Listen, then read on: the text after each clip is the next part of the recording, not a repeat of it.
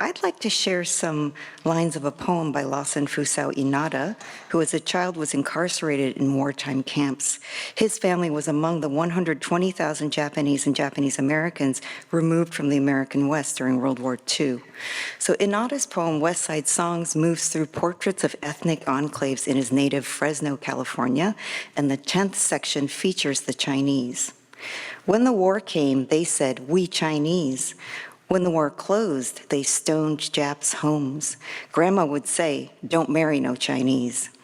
Grandma's bitterness in the poem shows us the legacy of anti-Japanese policy among Asians in the U.S., but Lawson Inada agitated for a new coalition. With Chinese American writers, he spearheaded the literary wing of the Asian American movement, which worked toward racial solidarity over ethnic difference. The activist formation of Asian America was built out of a recent past of ethnic strife in the U.S., inflamed by wars that raged on the other side of the world. Becoming Asian American was a difficult commitment to reach across a painful division. To be Asian American is to sustain this hard promise. Thank you.